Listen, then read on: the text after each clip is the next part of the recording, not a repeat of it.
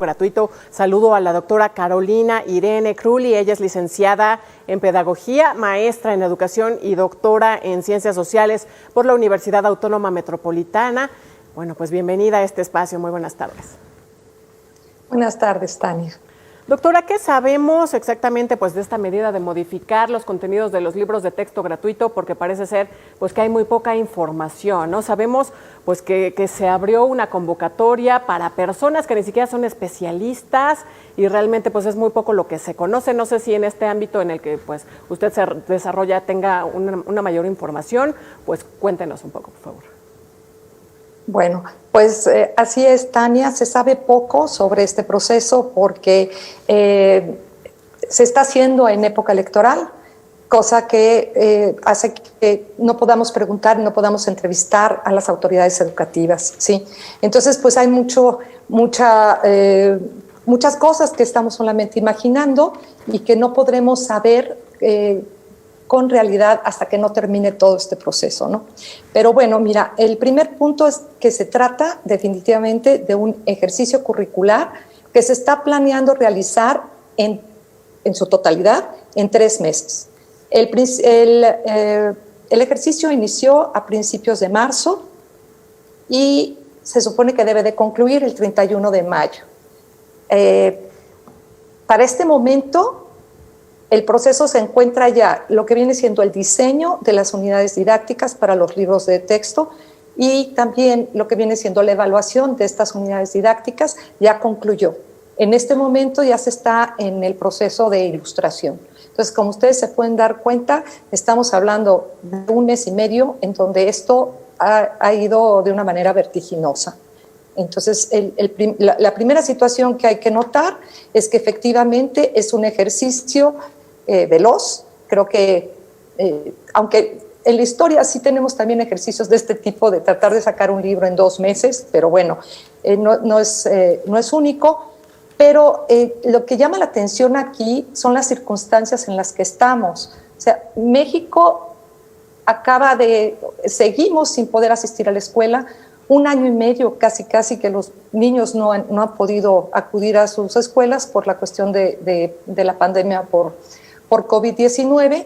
Y bueno, esta circunstancia creo que es de llamar la atención porque dentro de las prioridades, Tania, creo que tener libros de texto nuevos para el próximo ciclo escolar no sería como lo más adecuado, ¿no? Es mi percepción. Y bueno, la siguiente parte de tu pregunta tiene que ver un poquito con esta cuestión de los contenidos, ¿sí? Estamos hablando aquí de qué tamaño, cuál es la dimensión de este rediseño, porque así es como le llaman, ¿sí? Es un rediseño.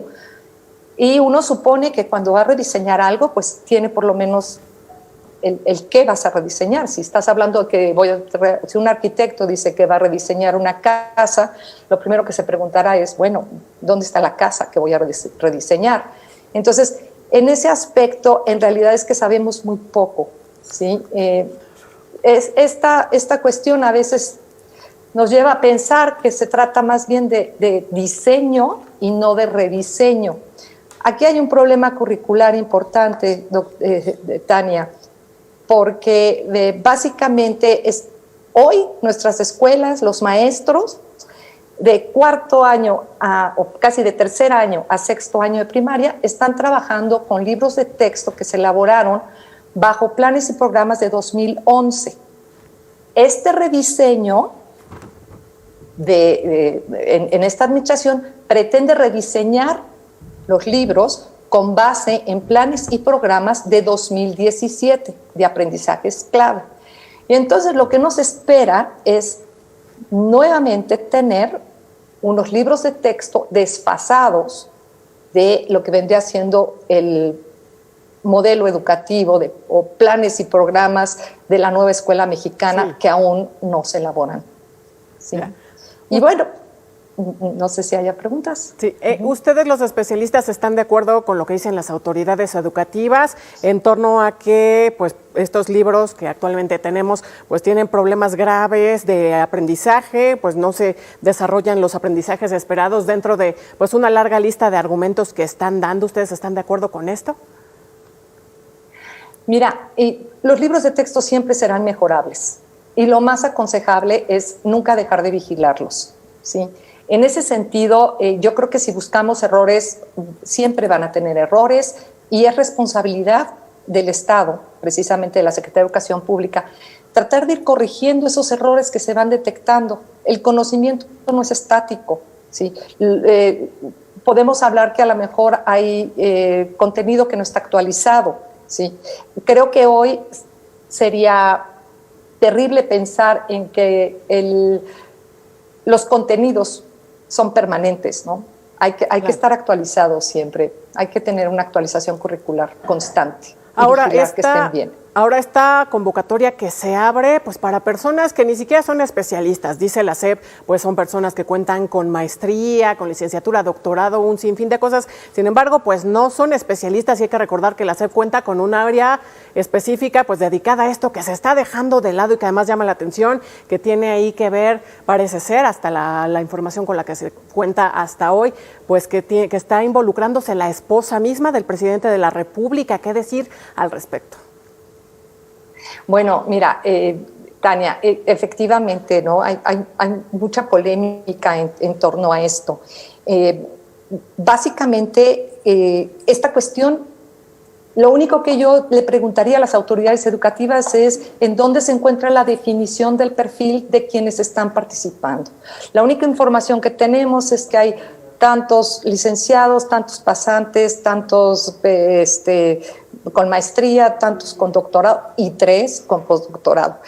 Pero nadie dice nada de la formación de estas personas. Esto no es garantía para que alguien tenga las habilidades, ¿no?, para poder escribir un libro de texto, ¿no? Bueno, para poder crear una unidad didáctica, por ejemplo. Falta la definición del perfil. No nos han dicho, las autoridades educativas no han dado a conocer esa definición del perfil del diseñador, ni tampoco del perfil del evaluador. Y creo que este punto nos los deben las autoridades educativas. Claro, ahora dice el presidente que los teóricos de los oligarcas habían modificado los libros y bueno, pues que estaba dejando de lado aspectos que tienen que ver con nuestra historia y bueno, pues hay que recordar además que educar no es lo mismo, educar y adoctrinar. ¿Qué decir, bueno, sobre estas declaraciones del presidente? ¿Qué riesgo se ve por ahí? Mira, Tania, basta con que nos echemos un clavadito en la historia curricular. O sea, hay un libro maravilloso que se llama Los 50 años de la Secretaría de Educación Pública, de la CONALITEC, perdón, los 50 años de la CONALITEC. Ahí nos vamos a dar cuenta qué es lo que ha pasado, ¿sí?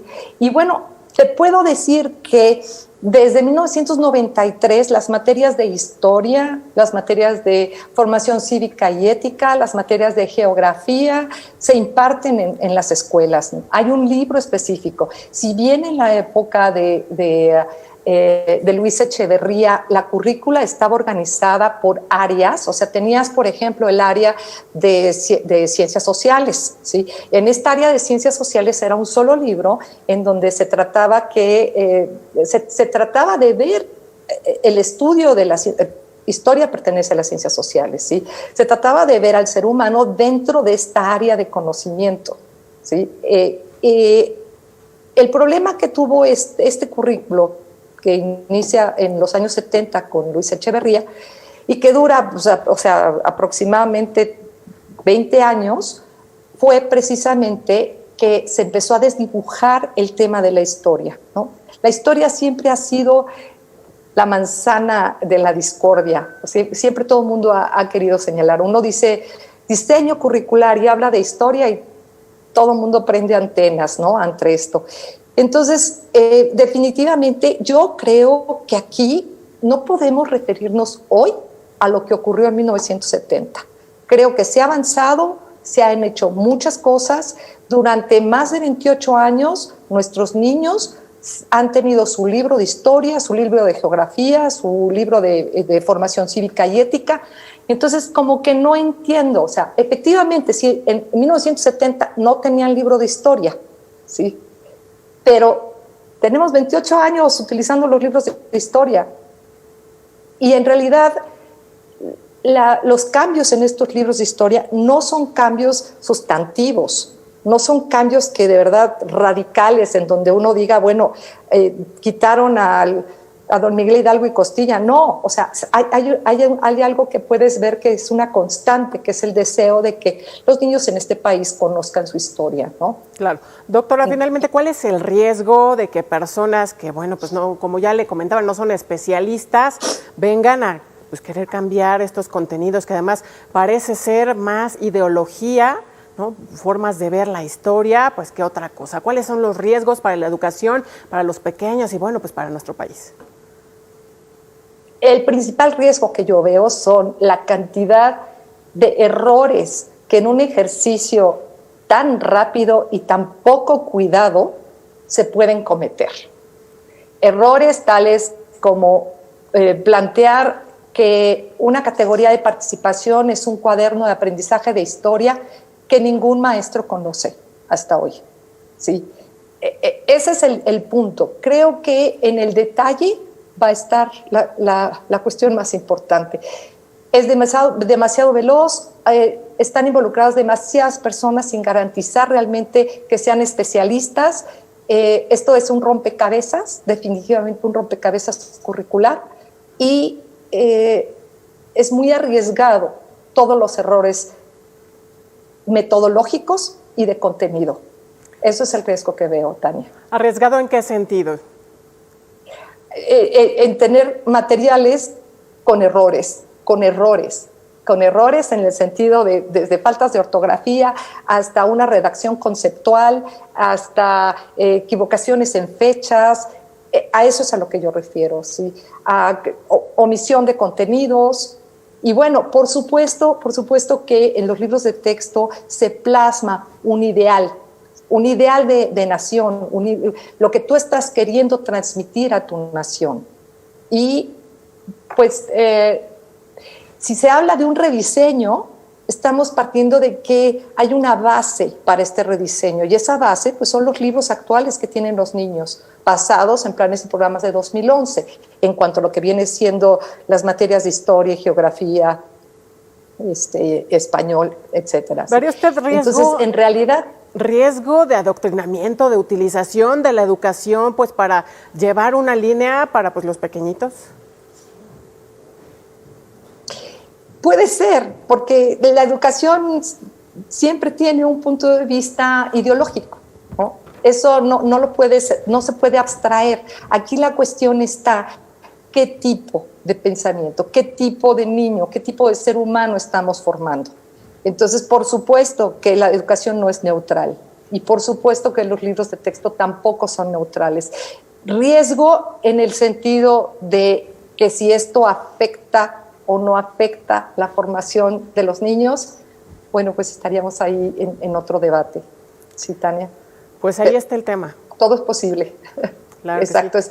Hay otro tema, y que no sabremos hasta que no tengamos, porque así parece que esto avanza, ¿verdad? Hasta que no tengamos esos libros de texto en nuestras manos y podamos hacer un análisis curricular profundo de qué es lo que se quiere transmitir y qué tan diferente es esto que se quiere transmitir de lo que yo había. Sí, creo que una de las cosas que nos debe la Secretaría de Educación Pública en estos momentos es su plan y programas de estudio para la nueva escuela mexicana.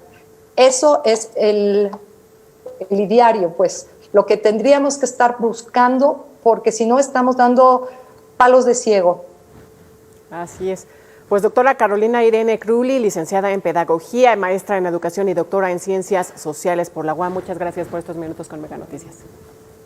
Muchísimas gracias, Tania, para servirte. Gracias a tu auditorio. Buenas tardes. Que no sea la última ocasión. Muy buenas tardes. Gracias.